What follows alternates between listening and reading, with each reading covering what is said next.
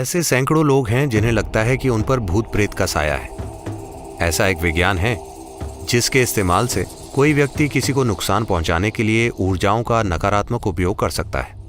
एक कोबरा का भी ऐसे जीव पर एक तरह का प्रभाव होता है, क्योंकि वो अपनी सांस को लंबे समय तक रोक कर रखता है। शरीर को हल्के में मत लीजिए, ये कोई छोटी कैद नहीं है। पर जब व्यक्ति को अनुभूति होती है कि वो भीतर कैसे आया था, अब उसे पता होता है कि बाहर कैसे जाना है।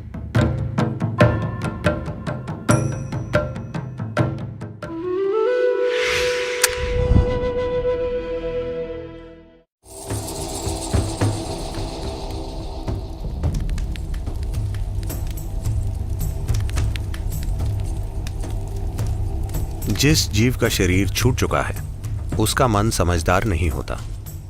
वो अपनी आदतों के हिसाब से चलता है। उसका कर्मों वाला हिस्सा जो अभी विलीन नहीं हुआ है, वो एक तरह की आदत बनाएगा जो उस जीव को वैसी ही दिशा में ले जाएगी। वैसी दिशा का मतलब है जहां भी ऐसा जीवन हो जो बहुत कम सांस लेता हो। उदाहरण के लिए इमली का पेड़। अगर आप दूसरे पेड़ों को देखते हैं तो आप पाएंगे कि कई पक्षी रात में आराम करने के लिए वहां बैठे होंगे, पर कोई भी पक्षी इमली के पेड़ पर नहीं बैठेगा, क्योंकि इमली के पेड़ के चारों ओर ऑक्सीजन का स्तर बहुत कम होता है। वो जीव एक योगी की दिशा में भी बढ़ सकता है जिसकी अपनी सांसों पर एक तरह की महारत है, क्योंकि वो दूसरों जितनी सांसें नहीं ले रहा। एक कोबरा का भी इस जीव पर एक तरह का प्रभाव होता है, क्योंकि वो अपनी सांस को लंबे समय तक रोक कर रखता है।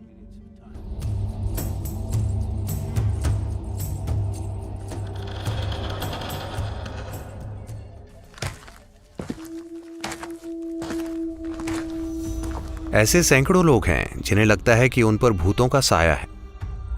ऐसा एक विज्ञान है, कोई व्यक्ति किसी दूसरे को नुकसान पहुंचाने के लिए ऊर्जाओं का नकारात्मक रूप से इस्तेमाल कर सकता है। आजकल ये काफी कम हो गया है, बहुत ही कम। पर अगर आप देश के कुछ खास इलाकों में रहते हैं तो वहां ये काफी होता है। अगर आप ऐसे प्रभाव में आए हैं तो आप आकर ध्यान लिंग के दायरे में बैठिए।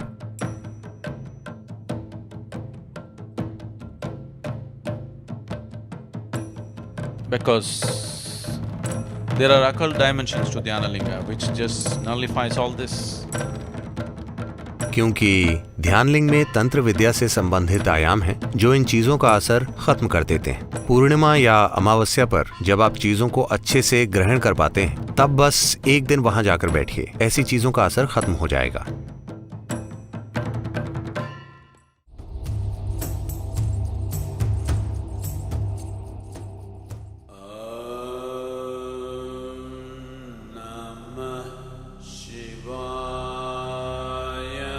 Your physical body is something that you have loaned from the planet on which you are living.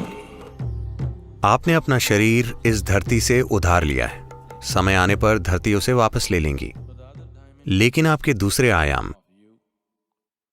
खास तौर से आपका कर्मों वाला हिस्सा, वैसा ही बना रहता है। अगर वो जागरूकता के एक निश्चित स्तर पर हो तो शरीर छोड़ चुका जीव एक तरह से सुख में होगा। It is this that is being referred to as heaven. इसी को स्वर्ग कहा जाता है, क्योंकि उन्होंने अपने भौतिक शरीर को जागरूकता की अवस्था में छोड़ा है, तो वे एक समय तक उस मधुरता का आनंद लेते हैं, एक छुट्टी की तरह, इससे पहले कि वे दूसरा भौतिक शरीर धारण करें।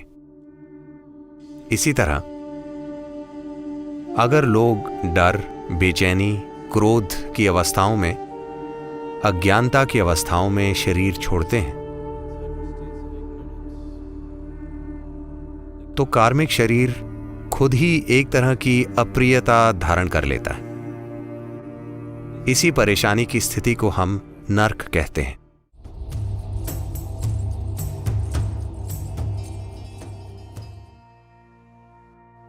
आमतौर पर जब कोई मरता है तो आप कहते हैं वो व्यक्ति अब नहीं रहा, लेकिन वे सच नहीं है। अब वो वैसा नहीं है जैसा आप उसका अनुभव करते थे, पर अभी भी कई दूसरे तरीकों से वो मौजूद है। शरीर को हल्के में मत लीजिए, ये कोई छोटी कैद नहीं है।